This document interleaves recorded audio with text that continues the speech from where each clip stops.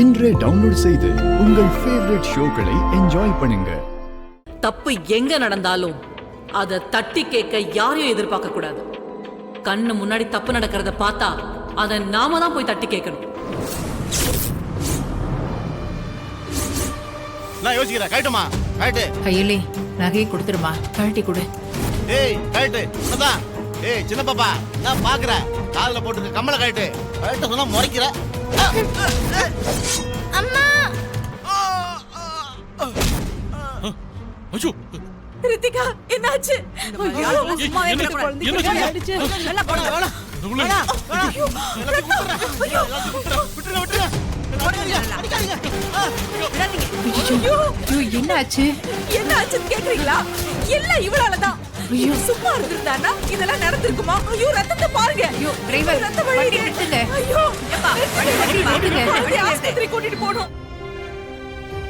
கடவுளே நீதான் காப்பாத்திருக்க. இது ஏதோ சின்ன காயத்தோட தப்பிச்சோம். இதுவே காயம் ஆழமா பட்டிருந்தா உயிருக்கே ஆபத்தா இருக்குமே. அதான் பயப்படுறதுக்கு ஒண்ணு இல்லைன்னு டாக்டர் சொல்லிட்டாருல. அதுக்கப்புறமும் ஏன் மனசை போட்டு குழப்பிக்கிற? கொஞ்சம் ஆழமா அமைதியா ரித்திகா, நீ பாத்துக்க. நான் போய் மருந்து மாத்திரம் வாங்கிட்டு வந்துடுறேன்.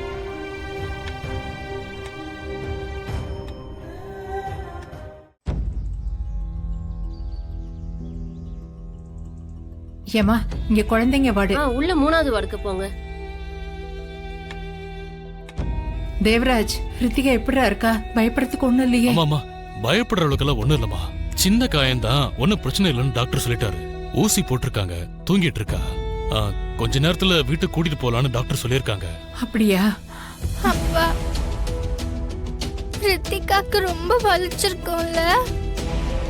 எல்லாம் என்னாலதான். ஏய் செல்லம், என்னடா உளர்ற? உன்னாலலாம் எதுவும் ஆகல. நீ எதுக்கு இப்ப கண் கலங்குற? உண்மையை சொல்லணும்னா ஒரு திருட்டு கும்பல் கிட்ட இருந்து நீ எல்லாரையும் காப்பாத்தி இருக்க. அது நல்ல விஷயம் தானே? அழக்கூடாது.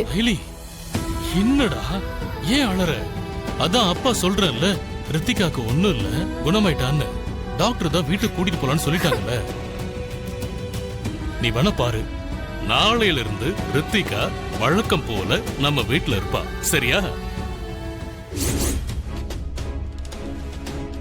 எங்கடி வந்த? மீதி இருக்கிற உயிரையும் எடுத்துட்டு போலான்னு வந்தியா?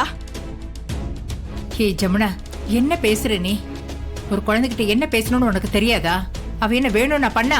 இவ வேணும்னு பண்ணாலோ இல்ல வேணான்னு பண்ணாலோ, ஆனா இது எல்லாமே இவ கோவத்தால தானே நடந்துச்சு. ஏன் குழந்தையோட உயிருக்கு ஏதாவது ஆயிருந்தா என்னங்க பண்ணிருக்கிறது? அவ அம்மா மாதிரியே இருக்கா. அவ கோவத்தால நம்ம குடும்ப நிம்மதியே போச்சு இல்ல? அது உங்களுக்கு தெரியும். இப்ப இவளோட கோவத்தால என் பொண்ணோட உயிர் போக தெரிஞ்சது. வேணா சாமி. ஐயோ, இவ எனக்கு வேண்டாம். இவ எனக்கு வேண்டாம். என்ன ஆனாலும் சரி, இவ எனக்கு வேண்டவே வேண்டாம்.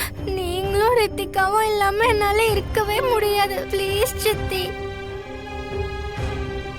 ஏற்கனவே எங்க அம்மா என்னை விட்டுட்டு போயிட்டாங்க. இப்ப நீங்களும் என்னை விட்டுட்டு போயிடாதீங்க சித்தி, ப்ளீஸ். சித்தி ப்ளீஸ் சித்தி. சரி இருக்கேன், போதுமா? ஆனா நீ எனக்கு ஒரு சத்தியம் பண்ணி தரணும். உன்னால இந்த குடும்பத்துக்கு எந்த பிரச்சனையும் வரக்கூடாது.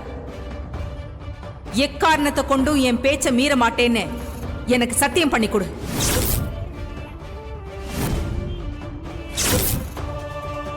ஜமுனா, குழந்தைகிட்ட பேசுற பேச்சா இது?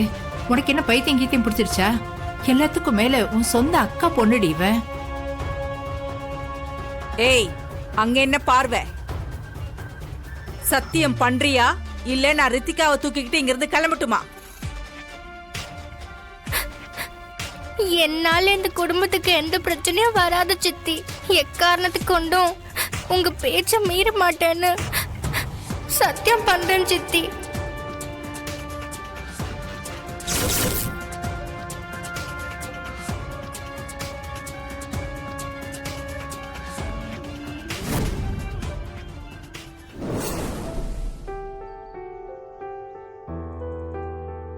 அன்னைக்கு நான் செஞ்சு கொடுத்த சத்தியத்தை இன்னைக்கு வரைக்கும் காப்பாத்திட்டு இருக்கேன். தயவு செஞ்சு நீங்க 2 பேரும் அதை கெடுத்துறாதீங்க. நில்லுங்க. என்னம்மா, வேண்டுதெல்லாம் நல்லபடியா முடிஞ்சிருச்சா? எல்லாம் நல்லபடியா முடிஞ்சிச்சுமா. இன்னைக்கு கூட்டம் வேற ரொம்ப அதிகமா இருந்துச்சு. எங்க, கோவில்லையா இல்ல ஹோட்டல்லையா?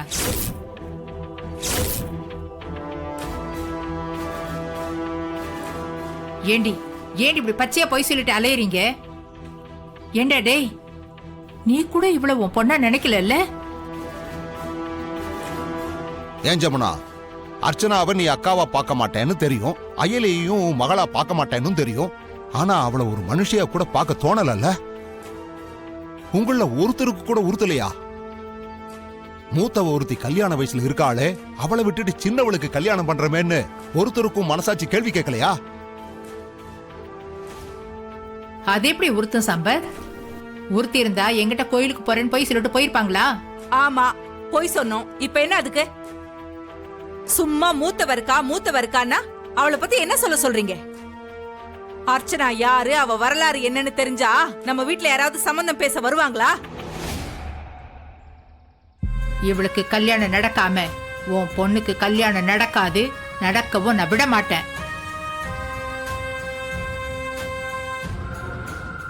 இவ இருக்கும்போது இவ தங்கச்சிக்கு எப்படி நீங்க கல்யாணம் பண்ணி வைப்பீங்கன்னு உன் மகளை வந்து பொண்ணு பார்த்துட்டு போனாங்கல்ல, அவங்க வீட்டுக்கே போய் நான் கேக்குறேனா இல்லையான்னு பாரு.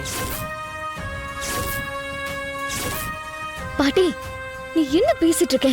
ஏதோ விரோதிங்க கிட்ட சண்டை போடுற மாதிரி நீ இப்படி சண்டை போட்டுட்டு இருக்க. ரித்திகாக்கு ஒரு நல்ல வாழ்க்கை கிடைச்சா எல்லாருக்கும் சந்தோஷம் தானே? ஓய முடி. நீதான் தொங்கச்சின்னு தலையில தூக்கி வச்சுட்டு ஆடிட்டு இருக்க. நீதான் அவங்கள குடும்பமா நினைக்கிற. அவங்க யாராவது உன அப்படி நினைக்கிறாங்களா?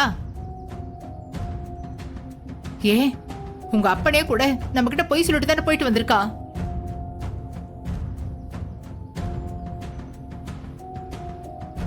மா, இப்ப உனக்கு என்ன? உன் பேத்தி இருக்கும்போது ரித்திகாவுக்கு கல்யாணம் நடக்க கூடாது, அவ்வளவுதானே? முதல்ல இவளுக்கு கல்யாணத்தை முடிச்சு வச்சுட்டு அதுக்கப்புறம் ரித்திகாவுக்கு கல்யாணம் பண்ணி வைக்கிறோம், போதுமா?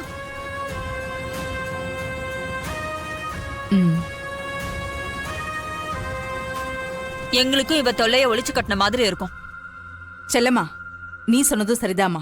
முதல்ல இவளுக்கு கல்யாணத்தை முடிச்சு வச்சிருவோம். நம்ம புரோக்கரை வர சொல்லிடுமா, இன்னைக்கே பேசிடலாம். போலாம். என்ன பாட்டி, என்னென்னவோ நடக்குது. என்ன நடக்குது? நல்லது தானே நடக்குது. வாழ்க்கையிலேயே முதல் முறையா உன் சித்தியும் அத்தையும் உனக்கு ஒரு நல்லது பண்ணணும்னு நினைக்கிறாங்க. அது அப்படியே நல்லதா நடக்கட்டும். கடவுளே, இனிமேலாவது என் பேத்தி அவ வாழ்க்கையில சந்தோஷமா இருக்கட்டும். இவளை கல்யாணம் பண்ணிட்டு போறவனாவது இவளை நிம்மதியா வச்சுக்கணும்.